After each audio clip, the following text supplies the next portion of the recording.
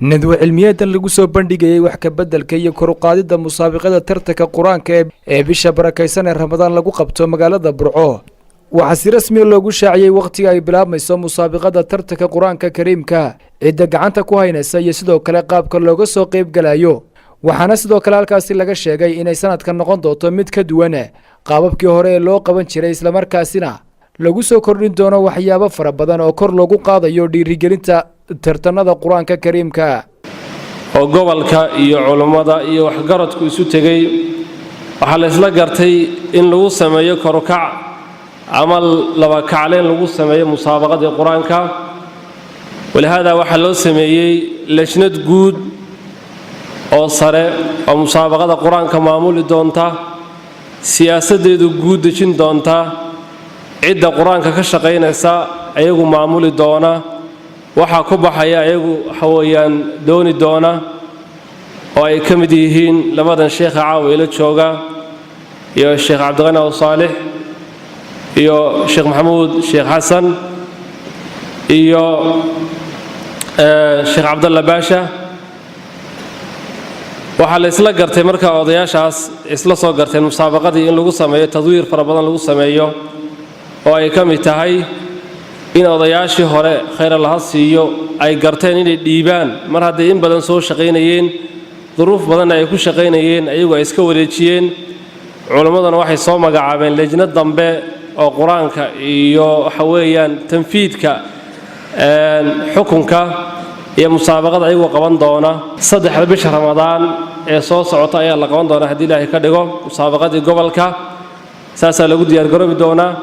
waxa ka horeyn doona musaabaqo tasfiye ah oo dadka lagu kala saari doono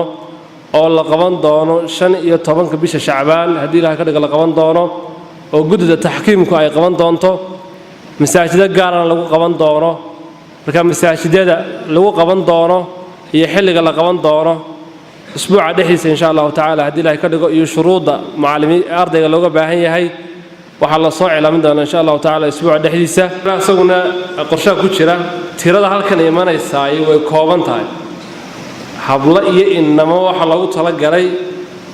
8 qof in gobolka musaabaqadiisa mushaarakeeya shan ayaguna codka ay insha Allah ta'ala jiri doona 8 kaas ayaa musaabaqada masaajidka raxmaan lagu qabanayo loo qabanayo geesta kale Sheekh Faysal Faarax iyo Sheekh Dr. Xasan Sheekh Cali Warsame ayaa ka hadlay sida loo xaqiijin karo tayeynta Quraanka Kariimka iyo sidoo kale muhiimadda ay leedahay barashada Quraanka Kariimka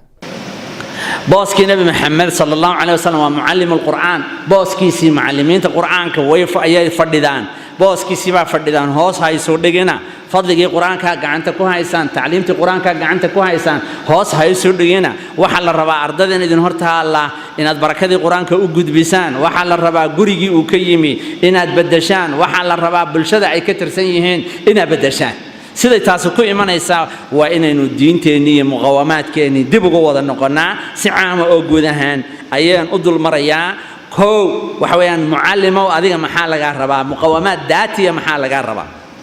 waxa la inaga rabaa dhamaanteen ba wala inaga wada rabaa muqawamaadka daatiga ee laga rabo waxa kamida istiqaamiyad toosnaan in alladheena qaalu rabbuna allah thumma istaqaamu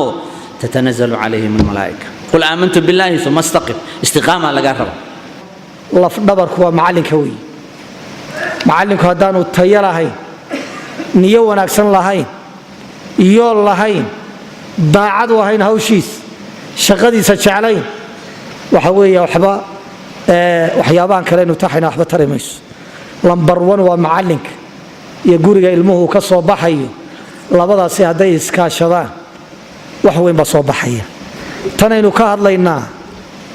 waa ziyaadatu khayrin wa fadlin way waa wanaagii iyo dhiirigelintii in la sii badiyo waa dawlad muslim way dawladda islaamka qaadatay ee bulsho muslima xukumaysa labada qodob baa u yaala iqaamatu diin diinta in la hagaajiyo la kobciyo dadka la baro la faafiyo laga sooxo wixii kullida laga hortago oo quraanku uu ka yahay waa waajibka koowaad ee dawlad laga doonayo Maxamed Mataan Gabalax Maxamed Mooto Real TV magaalada Burco